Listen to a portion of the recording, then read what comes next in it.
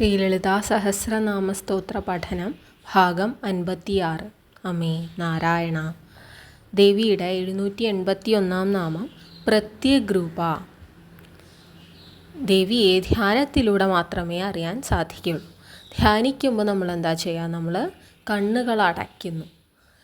കണ്ണുകളടയ്ക്കുന്നതിലൂടെ നാം നമ്മുടെ ഉള്ളിലെ ജീവാത്മ ചൈതന്യത്തെയാണ് അറിയാൻ ശ്രമിക്കുന്നത്.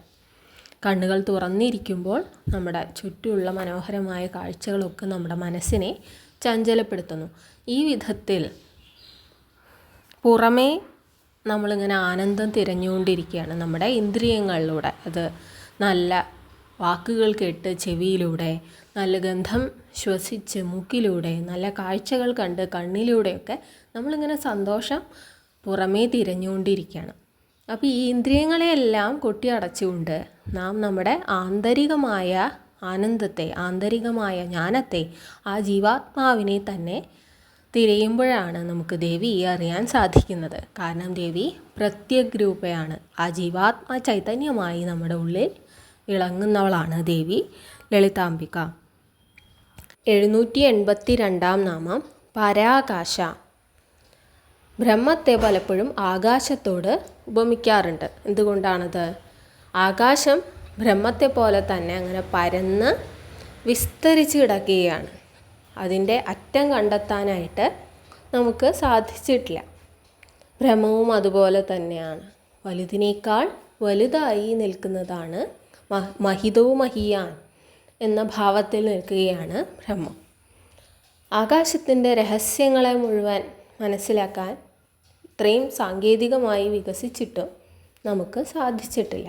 നമ്മുടെ ഉള്ളിൽ തന്നെ ഇരിക്കുന്ന ആ പരമാത്മ ചൈതന്യത്തെയും മനസ്സിലാക്കാനായിട്ട് മാനവരാശിക്ക് ഇനിയും കൂടുതൽ അറിയേണ്ടിയിരിക്കുന്നു. പിന്നെ മറ്റ് എലമെൻസിനേക്കാളെല്ലാം നൈർമല്യമുള്ളതാണ് ആകാശം.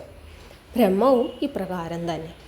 ഇതിനാലൊക്കെയാണ് ആകാശത്തെ ബ്രഹ്മത്തോട് ഉപമിക്കുന്നത്. ഇവിടെ ദേവിയെ പരാകാശ എന്ന് വിളിക്കുന്നു. പരാകാശ എന്നാൽ ചിത്ത ആകുന്ന ആകാശം, ഹൃദയമാകുന്ന ആകാശമായവൾ, അബോധ സ്വരൂപിണിയായ ബ്രഹ്മം തന്നെയായ ദേവി ലളിതാംബിക. 783 നാമം പ്രാണദ. പ്രാണൻ എന്നാൽ വായു, ജീവവായു, വൈറ്റൽ എനർജി, ലൈഫ് സോഴ്സ് എന്നൊക്കെ പറയും. അതാണ് പ്രാണൻ. ആ പ്രാണൻ നൽകുന്ന ദേവി ലളിതാംബിക. നമ്മുടെ ശരീരത്തെ പറ്റി മുൻപൊരിക്കൽ പറഞ്ഞപ്പോൾ 5 തരത്തിലുള്ള പ്രാണവായുക്കളാണ് ശരീരത്തിലൂടെ കടന്നു പോകുന്നത് എന്ന് പറഞ്ഞു. പ്രാണൻ, നാം ശ്വസിക്കുന്ന വായുവിനാണ് പ്രാണൻ എന്ന് പറയുന്നത്. ഇതുകൂടാതെ അപാനൻ, ഉദാനൻ, വ്യാനൻ, സമാനൻ എന്നിങ്ങനെ ഡൈജഷന് വേണ്ടിയും എക്സ്ക്രീഷന് വേണ്ടിയൊക്കെ സഹായിക്കുന്ന പ്രാണവായുക്കളുണ്ട് ശരീരത്തിലെന്ന് പറയുന്നു. ഈ വായുവായി ഇരുന്നു കൊണ്ട് ശരീരത്തെ നിലനിർത്തുന്ന ദേവി ലളിതാംബിക. ഇത് തന്ത്രവിധിയിൽ യോഗയിലേറെ പ്രധാനമാണ് പ്രാണൻ എന്ന് പറയുന്നത്. യോഗയിൽ പ്രാണായാമം എന്നൊക്കെ കേട്ടിരിക്കും. അപ്പോൾ പ്രാണനെ ഊർജ്ജസ്വലമാക്കി നിർത്തുക എന്നുള്ളത് ജീവൻ ഊർജ്ജസ്വലമാക്കി നിർത്തുന്നതിന് അത്യാവശ്യമാണ്. അപ്പോൾ ആ പ്രാണൻ തന്നെ നൽകുന്ന ആ ദേവിയാണ് പ്രാണദ. 784 പ്രാണരൂപിണി. പ്രാണനായി നമ്മുടെ ശരീരത്തിൽ നിൽക്കുന്നത് ദേവി തന്നെയാണ് എന്ന അർത്ഥത്തിലാണ് ദേവിയെ പ്രാണരൂപിണി എന്ന് വിളിക്കുന്നത്. നമ്മുടെ ഉള്ളിൽ തിങ്ങി നിറയുന്നത് മാത്രമേ നമുക്ക് മറ്റൊരാൾക്ക് പ്രദാനം ചെയ്യാനായിട്ട് സാധിക്കൂ എന്ന് മുൻപൊരിക്കൽ പറയുണ്ടായി. അത് പറഞ്ഞത് ദേവിയെ മുക്തിദ എന്നും മുക്തിരൂപിണി എന്നും വർണ്ണിച്ചപ്പോഴാണ്. ദേവി മുക്തി നൽകുന്നു, കൂടാതെ മുക്തി തന്നെ സ്വരൂപമാക്കിയവളാണ് ദേവി ലളിതാംബിക. ദേവി ഐശ്വര്യം നൽകുന്നതിനൊപ്പം തന്നെ ഐശ്വര്യവതിയായി നിലനിൽക്കുന്നു. ശാന്തി നൽകുന്നു, ഒപ്പം ശാന്തിമതിയായി നിലനിൽക്കുന്നു. ഇവിടെ പ്രാണൻ നൽകുന്നതിനൊപ്പം പ്രാണനായി നമ്മുടെ ഉള്ളിൽ നിലനിൽക്കുന്നതും ദേവിയാണ്. 785 മാർത്താണ്ഡ ഭൈരവാരാധ്യ.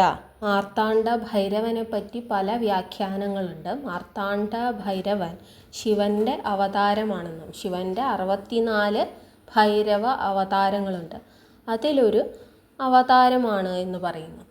ചണ്ഡഭൈരവൻ, കാലഭൈരവൻ, സംഹാരഭൈരവൻ, ഇപ്രകാരം 64 ഭൈരവന്മാരിൽ ഒരുവനാണ് മാർത്താണ്ഡ ഭൈരവൻ എന്നതാണ് ഒരു കഥ. ഈ മാർത്താണ്ഡ ഭൈരവനാൽ ആരാധിക്കപ്പെട്ടിട്ടുള്ള ദേവി ലളിതാംബിക. അതല്ലെങ്കിൽ ശിവനെ ആരാധിക്കുന്നവർ ശിവനോട് ചേരുന്നു. അവരാണ് മാർത്താണ്ഡ ഭൈരവരായി മാറുന്നത്. ശിവനോട് ചേരുമ്പോൾ മാത്രമേ ശക്തിയെ അറിയാൻ ആകൂ. ശക്തിയിലൂടെ മാത്രമേ ശിവനെ അറിയാനാകൂ എന്ന് മുൻപൊരിക്കൽ പറഞ്ഞിട്ടുണ്ട്. അത് തിരിച്ചും, ശിവനെ അറിഞ്ഞാലേ ശിവനോട് ചേർന്ന് ശക്തിയെ അറിയാനാവും. ശിവനോട് ചേർന്ന ഭക്തനെയാണ് മാർത്താണ്ഡ ഭൈരവൻ എന്ന് വിളിക്കുന്നത്. ആ മാർത്താണ്ഡ ഭൈരവനാൽ ആരാധിക്കപ്പെടുന്ന ദേവി ലളിതാംബിക. ഇനി അതല്ലെങ്കിൽ മാർത്താണ്ഡൻ എന്ന് പറയുന്നത് സൂര്യനെയാണ്. മാർത്താണ്ഡ ഭൈരവർ സൂര്യനെ ആരാധിക്കുന്നവരാണ്, സൂര്യൻ്റെ ഉപാസകരാണ്. അപ്രകാരം സൂര്യനെ ഉപാസിക്കുന്നവരാൽ ഉപാസിക്കപ്പെടുന്ന ദേവി ലളിതാംബിക എന്നൊരർത്ഥവും എടുക്കാം. 786 നാമം മന്ത്രിണീന്യസ്തരാജ്യധു. മന്ത്രിണി അല്ലെങ്കിൽ മാതംഗി. മാതംഗി ദേവി മഹാവിദ്യമാരിൽ ഒരാളാണ്. കാളി, താര, ത്രിപുരസുന്ദരി, ഭുവനേശ്വരി, ഭൈരവി, ചിന്നമസ്ത, ധൂമവതി, ഭഗിലാമുഖി, കമലാത്മിക, മാതംഗി അല്ലെങ്കിൽ മന്ത്രിണി, ഇവരെയാണ് മഹാവിദ്യമാരായി പറയുന്നത്. പ്രപഞ്ചമാകുന്ന ഈ രാജ്യത്തിൻ്റെ രാജ്ഞിയായി ശ്രീ ലളിതാ ത്രിപുരസുന്ദരിയെ അല്ലെങ്കിൽ ആദിപരാശക്തിയെ സങ്കല്പിച്ചാൽ ആ ആദിപരാശക്തിയുടെ മന്ത്രിയായവൾ, പ്രധാനമന്ത്രിയായി ആ സ്ഥാനത്തിരിക്കുന്നവളാണ് മഹാവിദ്യയായ മന്ത്രിണീ ദേവി അല്ലെങ്കിൽ മാതംഗി എന്നാണ് സങ്കല്പം. ഇതിനാലാണ് ദേവിയെ മന്ത്രിണീന്യസ്ത രാജ്യധു, പ്രപഞ്ചമാകുന്ന തൻ്റെ രാജ്യത്തിന് മന്ത്രിയായി മന്ത്രിണീ ദേവിയെ അവരോഹണം ചെയ്ത ദേവി ലളിതാംബിക. ശ്രീകള മാർഗത്തിലാണ് ശ്രീ ലളിതാ ത്രിപുരസുന്ദരിയുടെ മന്ത്രിസ്ഥാനത്ത് മന്ത്രിണീ ദേവി ഇരിക്കുന്നത്. ദേവിക്ക് മരതക പച്ച നിറമാണ്. ദേവി ത്രിനേത്രങ്ങളുള്ളവളാണ്, 4 കൈകളോട് കൂടിയവളാണ്. താന്ത്രിക സരസ്വതി എന്നും അറിയപ്പെടുന്നു.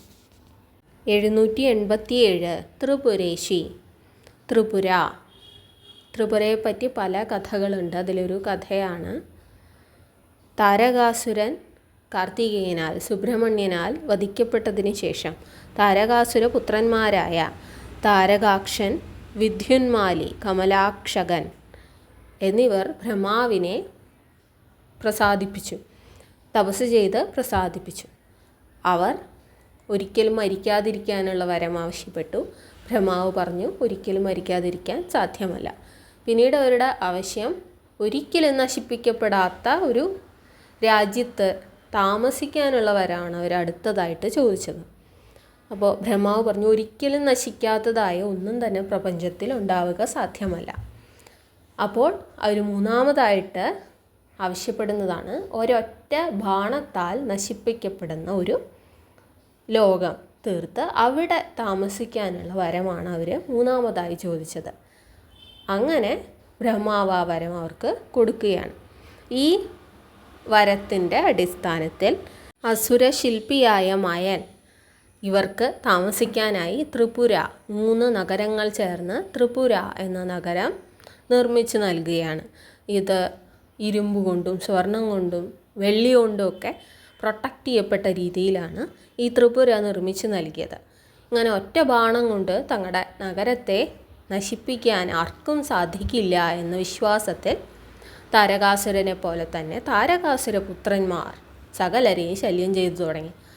അങ്ങനെ വീണ്ടും ദേവന്മാരുടെ ആവശ്യപ്രകാരം ശിവൻ ഒറ്റ ബാണമെയ്ത് ത്രിപുരയെ നശിപ്പിക്കുകയാണ്.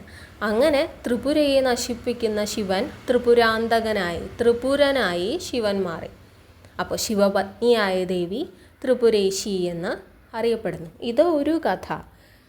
അല്ലെങ്കിൽ ദേവിയെ ത്രിപുരങ്ങളുടെ ഈശ്വരി, ത്രിപുരങ്ങൾ ഭൂർഭുവ സ്വഹ എന്നീ ത്രിപുരങ്ങളുടെ സൂക്ഷ്മ ശരീരം, സ്ഥൂല ശരീരം, കാരണ ശരീരം എന്നീ 3 പുരങ്ങൾക്കും അധീശ്വരിയായ ദേവി ലളിതാംബികയെയും ത്രിപുരേശി എന്ന് വിളിക്കാം. 788 ജയത്സേന. ദേവി ഭണ്ഡാസുര നിഗ്രഹത്തിനായി ശക്തിസേന ചമച്ചവളാണ്. ദേവിയുടെ ശക്തിസേന എല്ലായ്പ്പോഴും ജയിക്കുന്നതാണ്. ദേവിയാൽ നയിക്കപ്പെടുന്നതെന്തും എല്ലായ്പ്പോഴും ജയം വരിക്കുന്നു. ദേവിയാൽ നയിക്കപ്പെടാനാണ് നാം പ്രാർത്ഥനയിൽ ദേവിയോട് അപേക്ഷിക്കേണ്ടത്.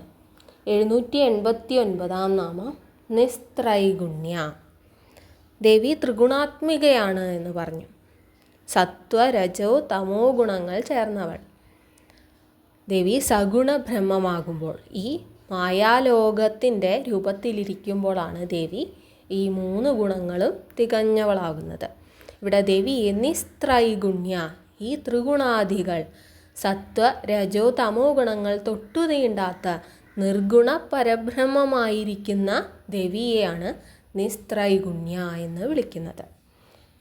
790 നാമം പര അപര. പരമായും ബ്രഹ്മമായും അപരമായ മായാലോകമായും നിലനിൽക്കുന്ന ദേവി ലളിതാംബിക.